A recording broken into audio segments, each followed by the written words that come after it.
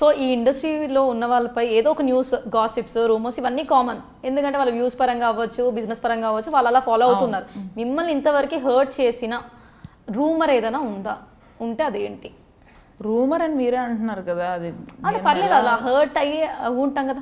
కొన్ని రూమర్స్ ఏంటని మళ్ళీ అడగదు. కొన్ని రూమర్స్ వింటే నాకు హ్యాపీ అనిపిస్తుంది, అబ్బా ఇది నిజమైతే బాగుండు కదా చా అనుకుంటా. చాలా పాజిటివ్ అయింది సోషల్ మీడియా వల్ల. నెగిటివ్ కొన్ని అన్నీ కాదు, 10లో ఒక 2-3 అట్లా మా అబ్బా నిజం అయితే ఎంత బాగుండు అనిపిస్తుంది. సో మిమ్మల్ని హర్ట్ చేసిన కమెంట్ ఏదైనా ఉందా? ఉంటే అదే అదేం పట్టించుకోనండి, లైట్ టైం వేస్ట్ అది అంత పట్టించుకుంటే అది నేను అసలు ఇక్కడ దాకా రాను నేను. దీన్ని చూసి ఇంకా బోల్డ్ వస్తాయి కింద కామెంట్స్. అది ఫర్ ష్యూర్. చూడండి వీడియో చేసి ఎన్ని కామెంట్స్ వస్తాయో తప్పకుండా పెడతారు. సో సోషల్ మీడియా వల్ల కొంతమందికి ఇబ్బందులు కూడా జరుగుతున్నాయి. సో అలాంటి వారికి కాదు, చాలా మందికి అవుతున్నాయి అనుకుందాం. సో అలాంటి వాళ్ళకి మీరు ఏం సలహా ఇవ్వాలంటే, ఆ మీడియాకి ఒక కైండ్ సజెషన్ ఇవ్వాలి అంటే ఎలాంటి సజెషన్ ఇస్తారండి? మీడియాకి ఒక సజెషన్ ఇచ్చే అంత గొప్పదాన్ని నేను కాదండి, అంత గొప్ప లెవెల్లో కూడా నేను లేను, అంత ఎక్స్పీరియన్స్ నాకు లేదు. ఒక ఆడపిల్లగా నేను రిక్వెస్ట్ చేసేది ఏంటంటే, మిగతా వాళ్ళ పేర్లు పాడు చేసి సంపాదించే డబ్బుతో మీరు నిజంగా హ్యాపీగా ఉండగలుగుతారా అని ఒక క్వశ్చన్ మీకు మీరు వేసుకుంటే బాగుంటుందండి.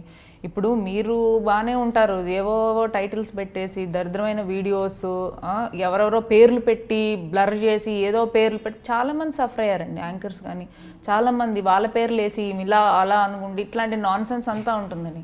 మీరు చేసే పని వల్ల ఒక ఉపయోగం ఉంటుంది దీనివల్ల అని మీకు ఎప్పుడైనా ఆలోచించారండి? ఉపయోగపడే పనులు చేయండి ప్లీజ్, అంతే నేను రిక్వెస్ట్ చేస్తానండి. ప్లీజ్ దయచేసి ఆడపిల్లలతో ఇంకా మరీ దారుణంగా ఆడుకుంటారు. ఎందుకంటే ఆడపిల్ల పేరు పెడితేనే వీడియోలు ఎక్కువ చూస్తారు కదా, ఇంకా ఆడపిల్లని అయితే చీల్చి చండాడేస్తున్నారు.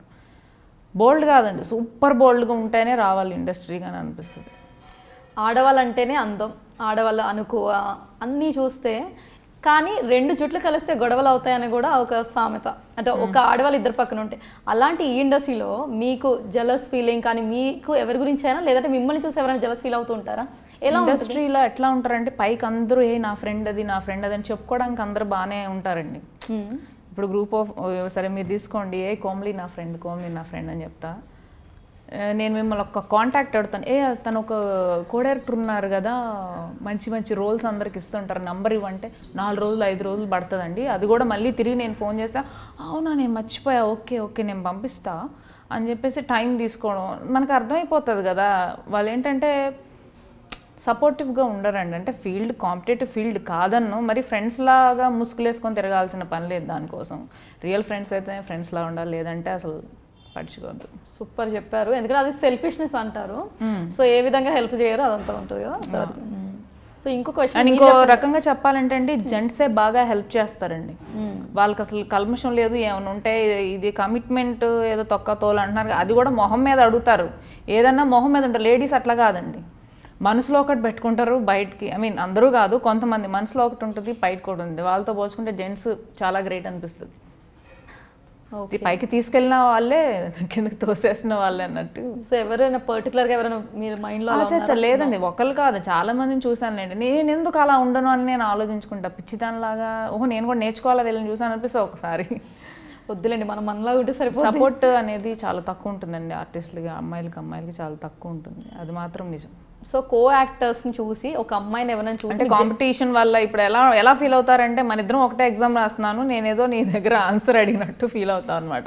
అమ్మ ఇది రాస్తే దీనికి కూడా మార్కులు వచ్చేస్తాను. ఇంకోరు బాధపడుతున్నారు కదా, చేస్తే ఏం పోయిందండి. సో కో ఆర్టిస్ట్లో ఎవరైనా అమ్మాయిని చూసి కొంచెం మీరు జెలస్ ఫీల్ అయిన సందర్భం ఏదైనా ఉందా? ఇప్పుడు మీకున్న కాంపిటీటర్ ఎవరు? అసలు కాంపిటీటర్ లేరు. ఎవరు మీరు కాంపిటీటర్? నా జోనే వేరు, నా జోన్లో అసలు ఎవరు లేరు. నేను చేసే రోల్స్లో జోన్లో ఎవరు లేరు. అంటే నేను డిసైడ్ అయ్యి చేస్తున్న రోల్స్ వేరు. సో ఎప్పుడు జెలస్ ఫీలింగ్ రాలేదు? పాస్ట్ జనరేషన్ ఉన్నారు కానీ ఇప్పుడు లేరు అంటున్నాను. సో జెలస్ ఫీలింగ్ ఎప్పుడు రాలేదు? అసలు లేదు. సో నా సెగ్మెంటే ఆడపిల్ల అంటే ఎలా ఉండాలంటారు? నాలా ఉండాలి. సో హిమజలాగా ఉండాలంటారు అంటే ఎలాగంటే బోల్డ్గానే ఉండాలి, కాంప్రమైజ్ ఉండాలి, బ్యాలెన్స్ ఉండాలి. కొట్టే దగ్గర కొట్టాలి, పెట్టే ఎక్కడ చేసింది అక్కడ చేయాలి. సో ఓకే, ఫ్యూచర్లో ఇంకా మిగిలిపోయిన కోరికలు అంటే ఏం లేదన్నారు. But anyways, what's your dream or ambition or goal? అవి ఏం లేవండి, ఈ రోజు వరకే నాకు అంతే. అది కరెక్ట్ అంటారా? రోజు అంటే ఎందుకండి ఇప్పుడు అనకూడదు, కానీ aim for high and you'll reach some stage కదా. అది నాకు లేదు కదా, మీకుంది. నేను మీకోసం వెళ్ళమంటారా? అదే నేను అడుగుతున్నాను. నాకుంటే నేను వెళ్తా, నాకు లేదు ఉండాలి కదా అంటున్నా. ఎందుకు ఉండాలంటున్నాను?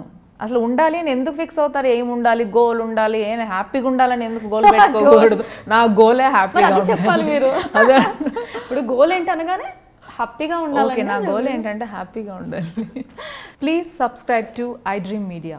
Congratulations to iDream Media for 5th anniversary.